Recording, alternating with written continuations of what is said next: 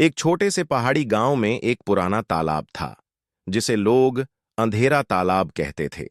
गांव वाले मानते थे कि वहां रात में कोई अनदेखी शक्ति घूमती है, इसलिए सूरज ढलते ही कोई उस तालाब के पास नहीं जाता।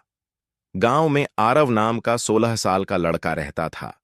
वह बहुत जिज्ञासु था और उसे पुरानी जगहों के रहस्य जानना पसंद था। दादी हमेशा उसे चेतावनी देती, उस तालाब की रात की हवा भी मत छूना। वहां किसी की पुकार बस सुनाई देती है, दिखती नहीं।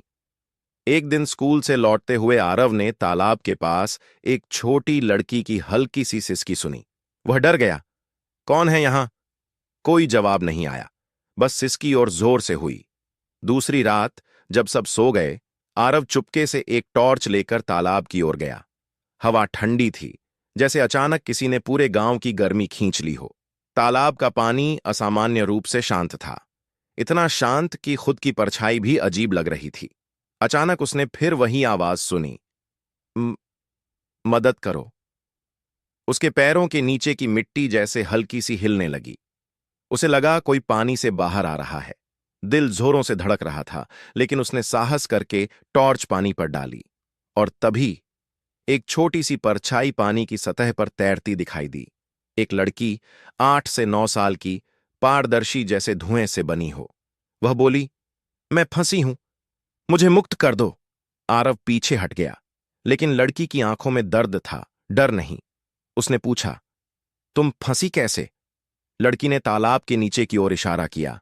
मेरी गुड़िया, मेरी आखिरी याद, कृपया उसे बाहर लाओ। आरव को समझ नहीं आ रहा था, लेकिन उसने हिम्मत जुटाकर कपड़े उतारे और ठंडे पानी में उतर गया। जितना वह नीचे जा रहा था, पानी उतना ही बर्फ जैसा होता जा रहा था। कुछ ही देर में उसकी उंगलियों को एक लकड़ी जैसी चीज छुई, एक पुरानी गुड़िया। जैसे ही उसने गुड़िया पकड़ी, पानी अचानक गर्म हो गया। वह जल्दी से बाहर आया और गुड़िया लड़की की ओर बढ़ाई, लेकिन लड़की मुस्कुरा चुकी थी। उसका चेहरा शांत था। अब मुझे कोई डर नहीं, तुमने मुझे मुक्त कर दिया।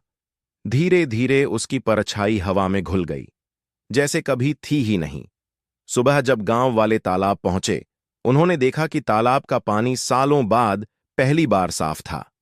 लोगों ने कहा कि आरव ने उस जगह का श्राप खत्म कर दिया, लेकिन आरव जानता था, वह सिर्फ एक